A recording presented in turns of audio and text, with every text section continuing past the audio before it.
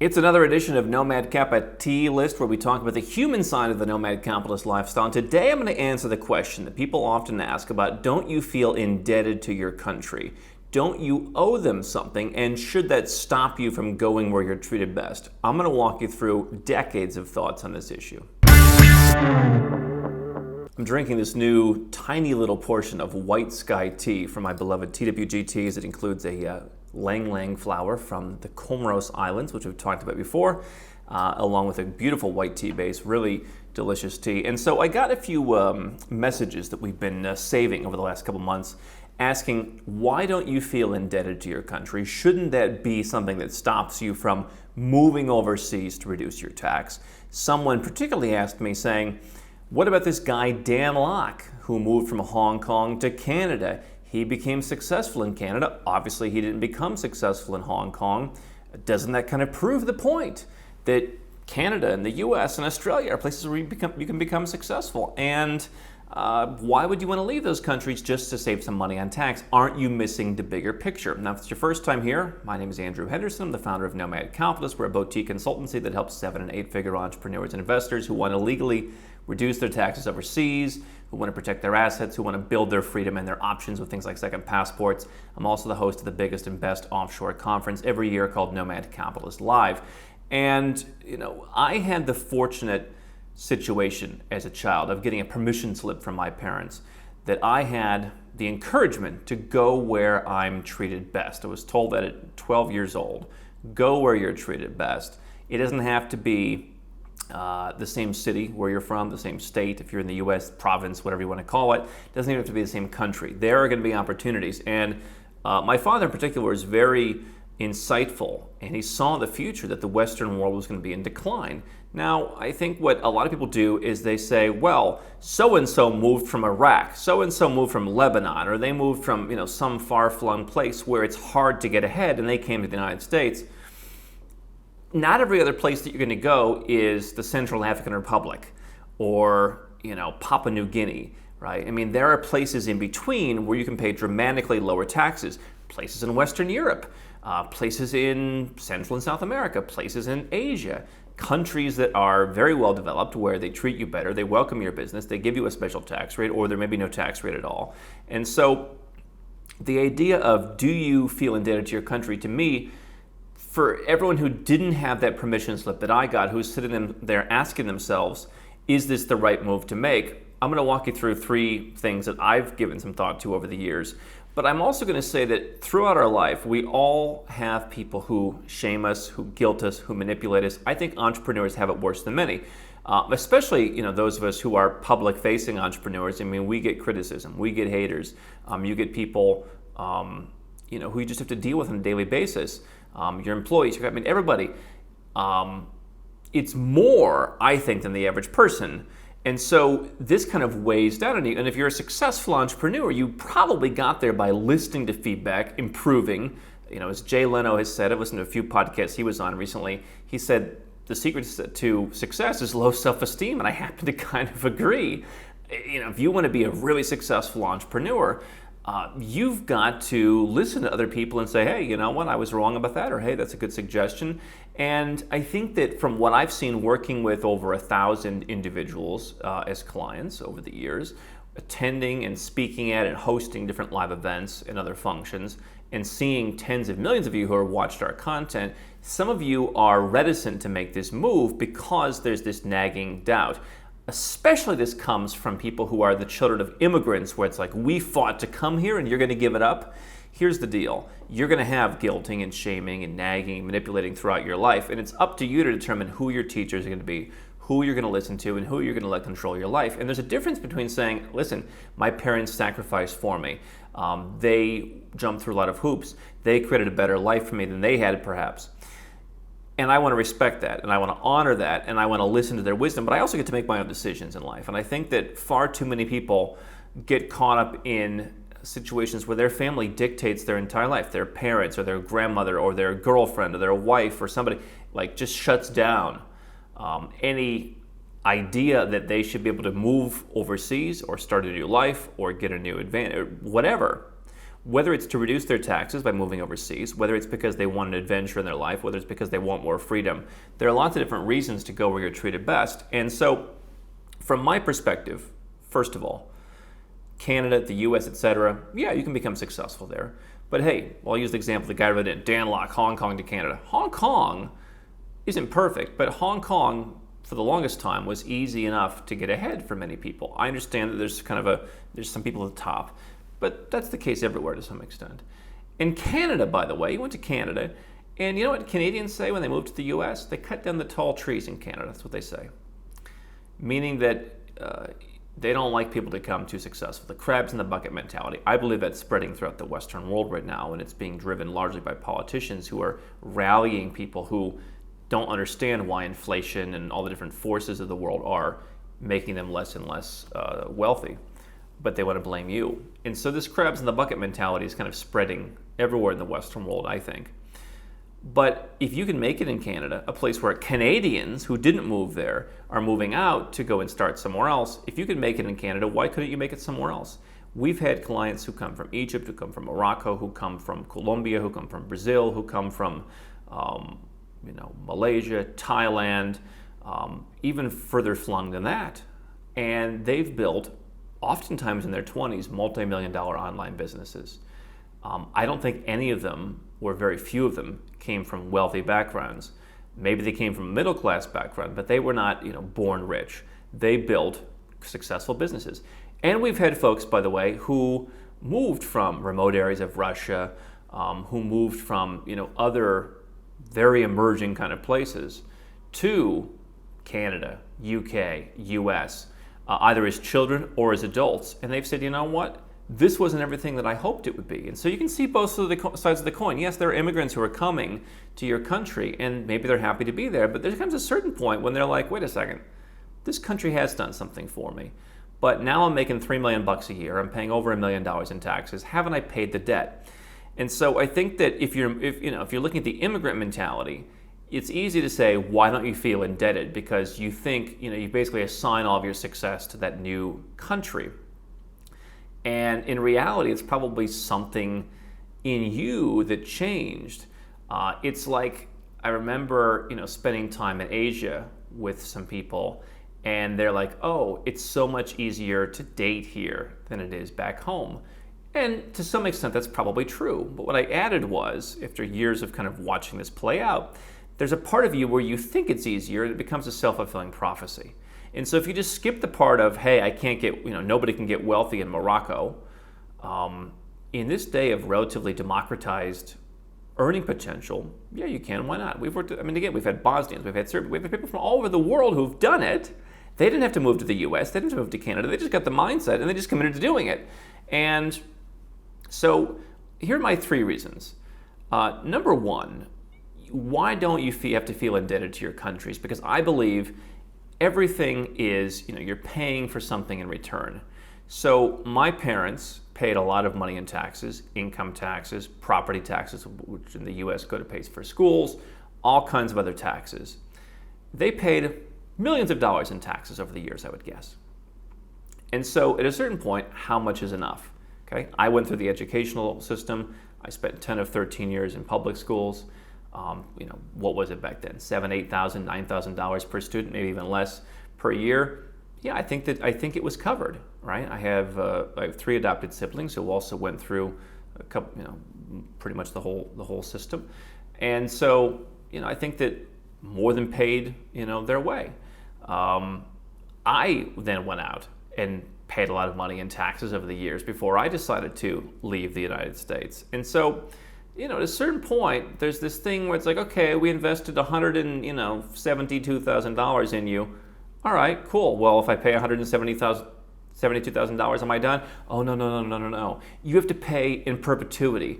And it's this kind of shaming tactic that's, with all due respect, it's like a very kind of middle class kind of thought press where it's like, you've never paid it back. This doesn't just apply to financial things. This applies to like people in families where it's like, the debt is never repaid, And again, what my parents told me was, you don't owe us anything. You don't have to take care of us on our old age. If you want to be there, great. But we're not going to require you financially to take care of us. We've done all that because we don't want to burden you. I don't think enough people do that. They like have kids so they can then go back and like ask for stuff from them later. And I think that there's this kind of view that the government works that way as well, where it's like, all right, hey, you put this out for me, and then you get paid back. And, I've created jobs, for example. I've done other things. It's never enough. And that's nonsense. There comes a time when it is enough. And so if you are at the point where you're making millions of dollars a year, or you've generated millions of dollars in capital gains, you've paid something. And this idea that it's selfish and greedy to say, well, hold on a second. I wasn't really comparison shopping when I was paying $50,000 a year in tax. But when it came to paying $1 million a year in tax, when I started saying, well, wait a second, why is it over there in Dubai they have better roads, more services, a lot, more interesting things going on, and they don't charge anything? Is there a reason? Just asking a question, right? No, you're not allowed to ask that question. How dare you? It's like the parents who don't want you to leave the neighborhood. You have to stay in the neighborhood. That's just how things work. No, that's not just how things work, and especially not today in the 2020s. There's competition, there's options. People should be able to shop around. People shop around for jobs, right? People come to work for me. People come to work for a lot of people. Let's say, fresh out of school, or in any situation. They work for a while, they build some things up, and then they leave because there's a better deal somewhere else, or because this was one step on their journey to starting their new business or whatever. Am I supposed to shame them and say you're supposed to work for me for the rest of your life like some kind of indentured servant?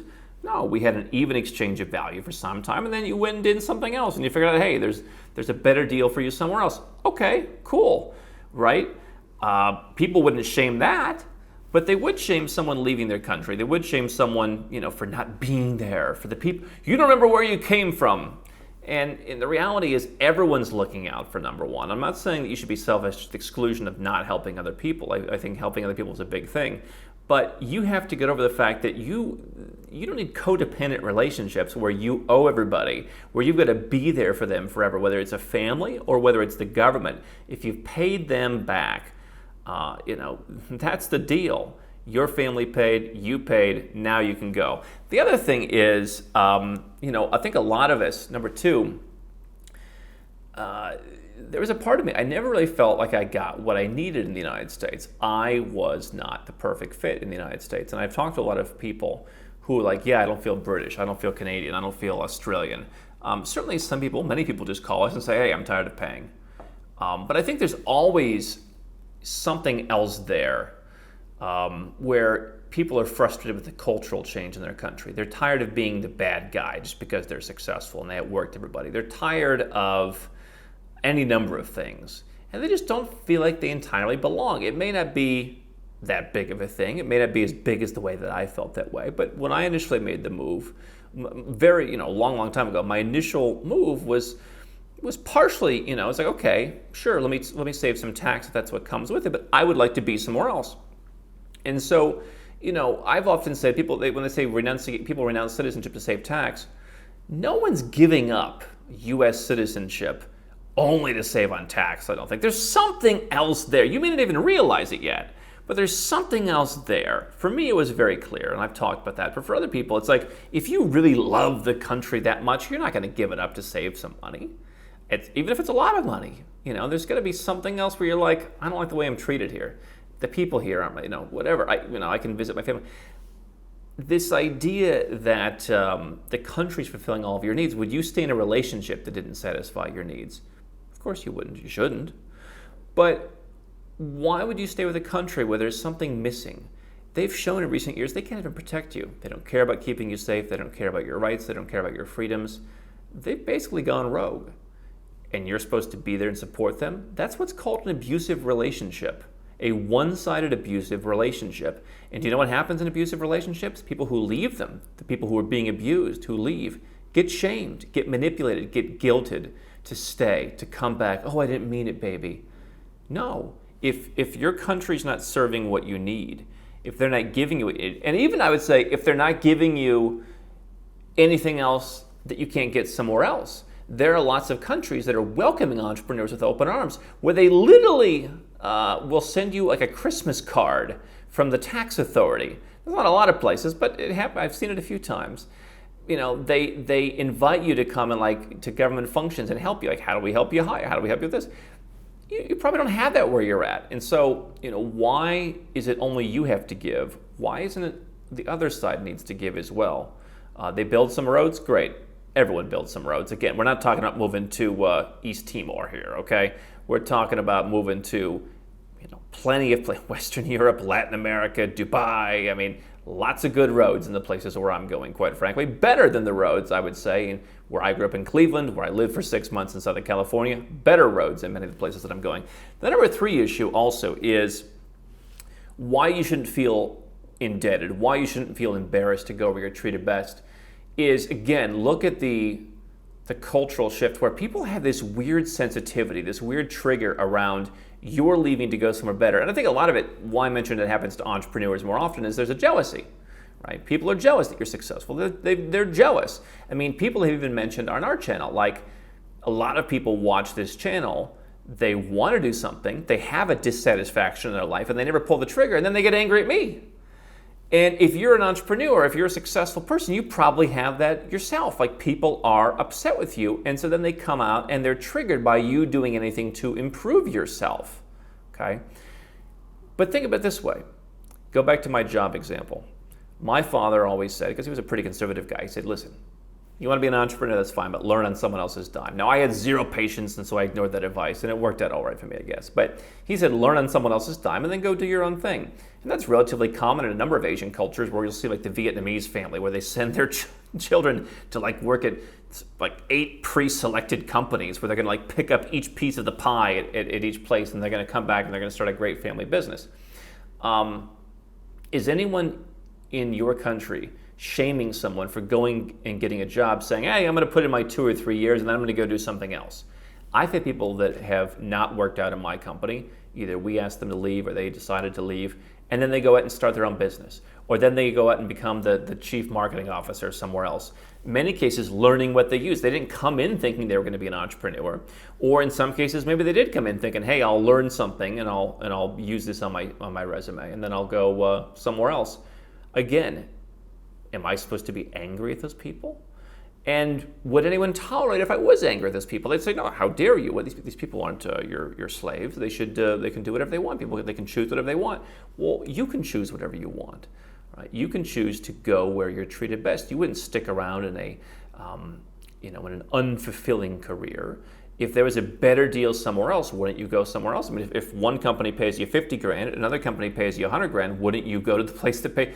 All things being equal, you'd go there, right? And so I think what people do, and maybe the people in your circle are doing to you right now, is it's the roads. Oh, the infrastructure's terrible. Oh, you're probably going to die on a cot in the jungle because there's no health care. You're probably going to be murdered in the streets by a knife attack. I've been doing this for a long time. None of those things have happened to me. I get plenty of decent health care, probably better health care, faster, more efficient health care than I ever got in the U.S. at a fraction of the price. I have not been gunned down or knifed in the streets after all this time, including being in some rather adventurous places. And so people tell you that because then it's easier to say, oh, well, the playing field's not level. No, the playing field's pretty level. Roads in Dubai are better than most places in the U.S., better than many Western countries. And if they're not better, then at least they're equal. And you can say that about many other countries. You can say about Malaysia, and plenty of places. Because if the playing field is level, in every other part of people's life, they would say, yeah, go for it. You should step up. You should take the next step for you. But when it comes to moving to another country and people, quote unquote, being left behind, they're against it. I have friends that when I left the United States, we never spoke again. And it showed me that they really weren't friends. I was just kind of a convenient person to hang out with when I was around. We would go and get ice cream at 2 a.m. this summer. I also have friends who will fly 15 hours nonstop to come and hang out for my birthday party, even though they don't really like the food there. And so you realize who the friends are. Some of them I still talk to, and we've grown with each other because we didn't live next door to each other in the U.S., and now we can still talk, just with different time zones. And it's, in some cases, strengthened some of those relationships. But the people who it killed the relationships with or weakened the relationships with, perhaps a big, well, don't go. Why? Because they don't want you to grow. And you know what? From what I know of some of those folks that I don't really talk to anymore, they haven't really grown. They haven't grown as people, and they haven't grown financially. And so you owe it to yourself to go out and do this. Give yourself a permission slip if no one else does, that if you want to go overseas, whether it's for a better lifestyle, whether it's for more social opportunities, whether it's for lower taxes, whether it's because you can put more money back into your business or your investments with a lower cost of living, whether you don't feel free in your country and you want to seek more freedom, whether you just don't feel good where you're living right now. Maybe you just want to change a pace. Maybe you just ended a relationship. Maybe something just happened to you. You just kind of want to start all over again. Why not? This is a great way to do that. Don't let anyone stand in your way. Don't let anyone say that you owe me, because that is abusive, and it's the exact opposite of what we talk about here.